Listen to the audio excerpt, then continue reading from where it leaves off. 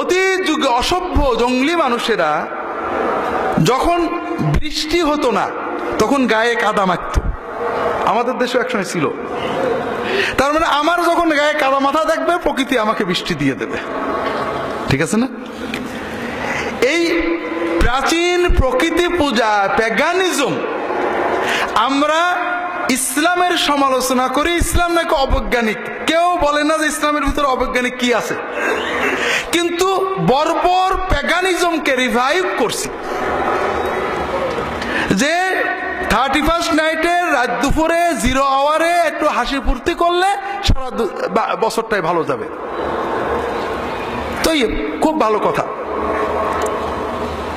31st নাইটে গরম পড়ে না শীত পড়ে? এই প্রচন্ড শীতে বস্তির অনেক গরিব মানুষ, বিশেষ করে শিশুরা কষ্ট পাচ্ছে না? কোন মিডিয়ায় কোন যুব নেতা, কোন সামাজিক নেতা কি বলছেন যে আমাদের নতুন বছর 2015 শুরু করব, ঢাকা ইউনিভার্সিটির, প্রাইভেট ইউনিভার্সিটির, ঢাকার সকল যুবক যুবতীরা তাদের হুইস্কির টাকা জমায়ে, বিয়ারের টাকা জমিয়ে, পেপসির টাকা জমিয়ে, ফ্লেক্সির টাকা জমিয়ে অন্তত 2জনে মিলে 3জনে মিলে হলো একটা গরিব শিশুকে একটা শীতের কাপড় কিনে দিয়ে, একটা দরিদ্র পরিবারকে একটা কম্বল কিনে দিয়ে 0 আওয়ারে গরিবের পাশে দাঁড়িয়ে আমরা নতুন বছরটা শুরু করব। এটা কি কেউ বলছে? কারণ এই কথা বললে আমাদের যুবক যুবতী, আমাদের নতুন প্রজন্মের ক্ষতি হবে, ঠিক না ভাই? নষ্ট হয়ে যাবে, আমাদের শিল্প সাহিত্য কৃষ্টি কালচার ধ্বংস হয়ে যাবে, আমাদের স্বাধীনতা সার্বভৌমত্ব বিপন্ন হয়ে যাবে, আমাদের দেশ থেকে দুর্নীতি উৎখাত করা কষ্ট হয়ে যাবে। তাহলে কেন বলছি না? বলছি না তার কারণ হলো এই 31st নাইটের উদ্ভব করা হয়েছে একটা বিশেষ উদ্দেশ্যে, সেটা হলো বাণিজ্যিক সাম্রাজ্যবাদ। সারা বিশ্বের মানুষকে ভোগের নামে উদ্বেলিত করে তাদের সকল সম্পদ ছিনিয়ে নেওয়া, এর দ্বারা 2টো উদ্দেশ্য হাসিল হয়। একটা হলো ওরা ভোগবাদী হয়ে যায়, খাও দাও ফুর্তি করো, খাও দাও খাও দাও, কাজে ওরা শুধু কিনবে আর আমরা টাকা জমাবো। আর দ্বিতীয় হলো ওরা যখন ভোগবাদী হয়ে যায়, ওদের ভিতর থেকে মানবতা, মানবীয় মূল্যবোধ, স্বাধীনতা, স্বকীয়তা, ধর্ম এগুলার থাকে না। ওরা যেমন একটা কুকুর, যেমন একটা গরু ভালো খেতে দিলেই পোষ মানে, ওরাও তেমনই পোষ মানে। ওরা পোষ মানা পশুতে পরিণত হয়ে যায়।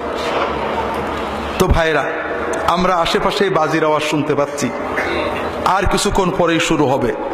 কি হবে? আমি মাঝে মাঝে, আমার এই বিষয়টা আলোচনার উদ্দেশ্য ছিল না, কিন্তু আপনাদের বুঝতে হবে যে এটা কোরআনের আলোচনার মূল বিষয়। সকল দাওয়াতের মূল একটা বিষয় হলো অশ্লীলতা বন্ধ করো, কারণ মানবতা টিকানো যায় না। অশ্লীলতা ছড়িয়ে পড়লে মানব সভ্যতা থাকে না। কিভাবে? আধুনিক সভ্যতায়ও হিরোইন পাচার করলে মৃত্যুদণ্ড দেওয়া হয়, জানেন না? কারণ হিরোইন খেলে মানুষ শেষ হয়ে যায়, হিরোইন খেলে ব্যক্তি মানুষ শেষ হয়, আর সমাজে অশ্লীলতা ছড়ালে পরিবার শেষ হয়, মানব সভ্যতা শেষ হয়ে যায়।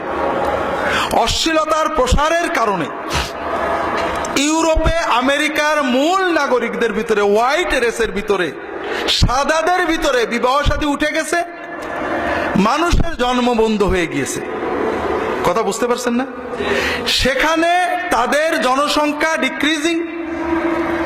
এখন অর্থনীতি ধ্বংস হয়ে যাচ্ছে, নতুন কর্মে দেওয়ার লোক নেই, মানুষ রিটায়ার করছে, সরকারের টাকা থেকে পেনশন নিচ্ছে, কিন্তু নতুন ট্যাক্স পেয়ার জন্ম নিচ্ছে না। তাদের সামনে উপায় যে বিদেশ থেকে বেশি বেশি লোক আনতে হবে, সেক্ষেত্রে তাদের জাতীয় সত্তা নষ্ট হয়ে যাবে, অথবা অটোমেটিক তারা নষ্ট হয়ে যাবে। এই অসভ্যতা, অশ্লীলতা যা মানব সভ্যতাকে ধ্বংস করে দেয়। সুনামি হলে, মহা 5টা সুনামি হলে কিছু দেশ ধ্বংস হবে, কিছু দেশ বাঁচবে।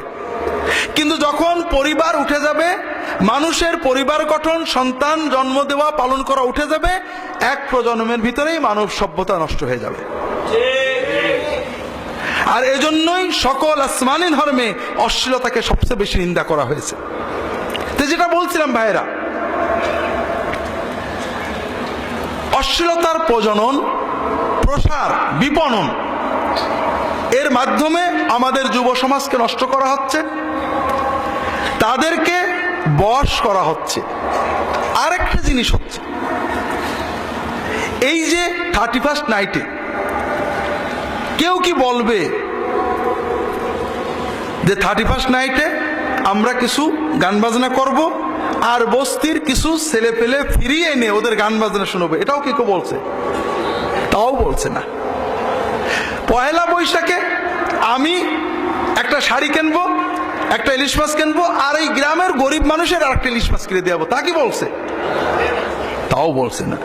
অর্থাৎ এই সভ্যতার যত কিছু বানানো এটা ভোগবাদী, এটা ইসলাম এবং অন্য সভ্যতার পার্থক্য এখানে খুব ভালো করে বোঝেন।